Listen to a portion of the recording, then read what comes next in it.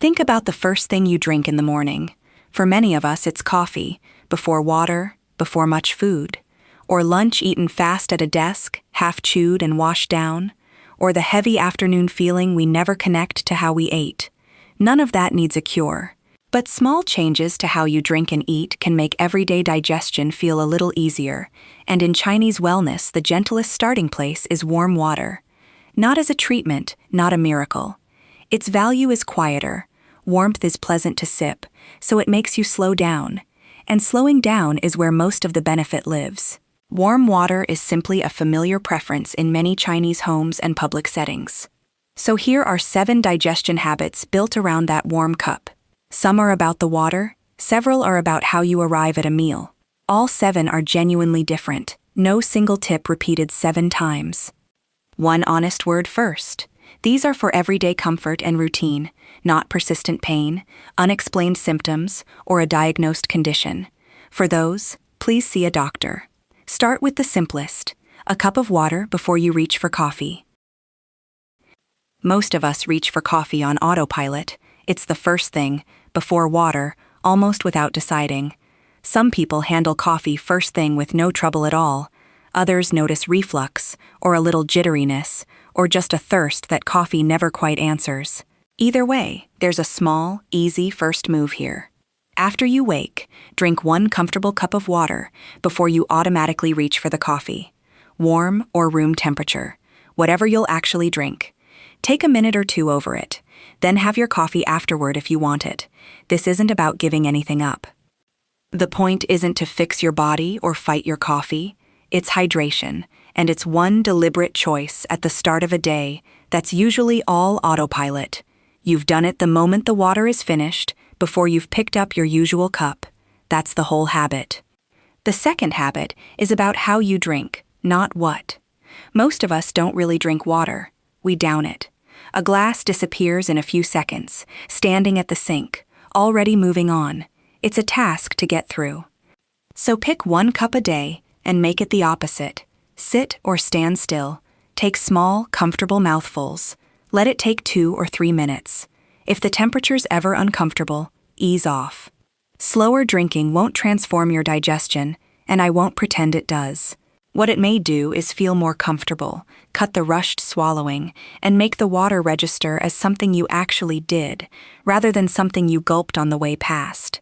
It's a small idea with an old spirit to it. A pause, not a task. 1 cup a day that you drink like it's worth the minutes. The third habit corrects something you may have heard, including, honestly, in older wellness videos. You don't need to fear drinking water with meals. Water doesn't stop your digestion from working, cold or warm, and there's no need to ration your sips at the table. Here's the habit that actually helps, because the real problem was never the water, it was the rushing. Drink to your thirst, at a temperature you like, small sips. And the one thing to change, stop using the drink to wash down big, barely chewed mouthfuls.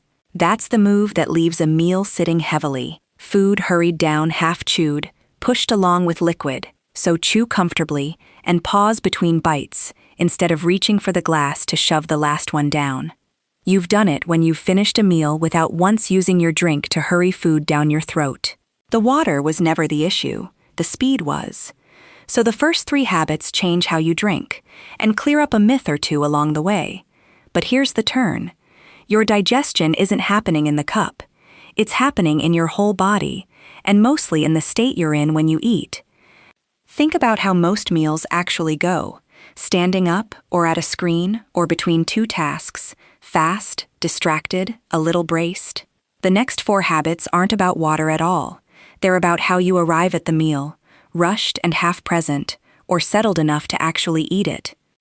This one takes about 20 seconds and happens the moment you sit down, before you touch the first bite.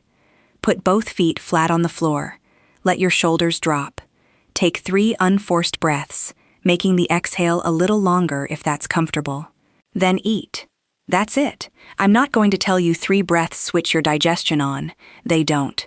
What a short pause may do is take the edge off the rushed, wound-up state so many of us eat in and make the slower eating that follows a little easier to actually do. There's a word for that softening. Song, releasing unnecessary tension without going limp. One small caution: don't force deep breathing if it ever makes you lightheaded. Easy and comfortable is the whole idea. You're done when you've taken 3 calm breaths before lifting the fork. The 5th habit is different from the 4th, and you'll feel the difference. This one's in your hands, not your breath.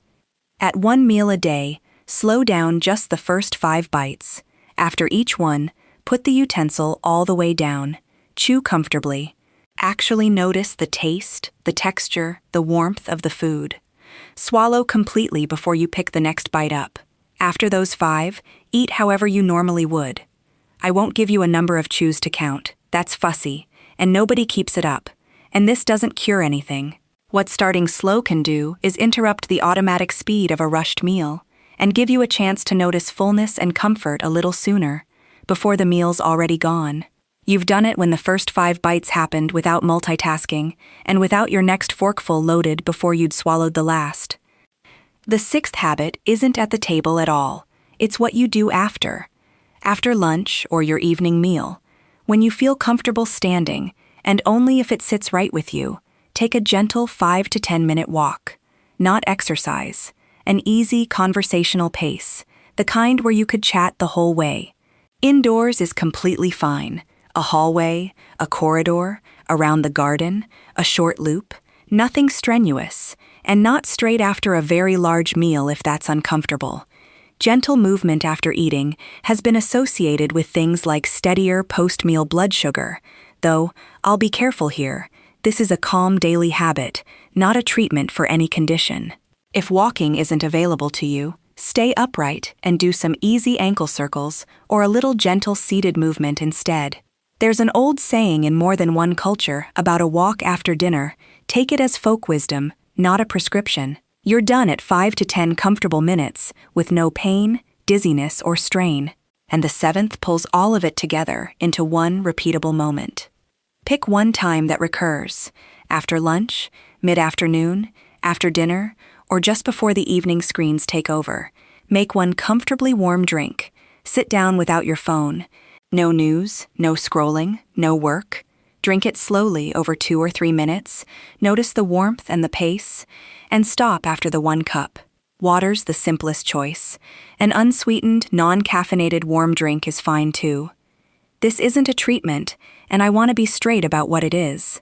In this 1 cup, everything from the other habits quietly meets. You're hydrating, you're slowing down, you're lowering the noise for a few minutes.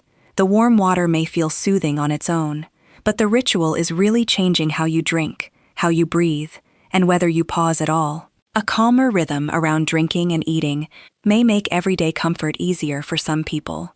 That's a modest promise, and it's the honest one. You've done it when the phone stayed away for the length of 1 warm cup.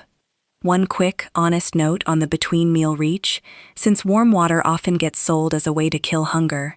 If you're thirsty, drink, and give it a few minutes.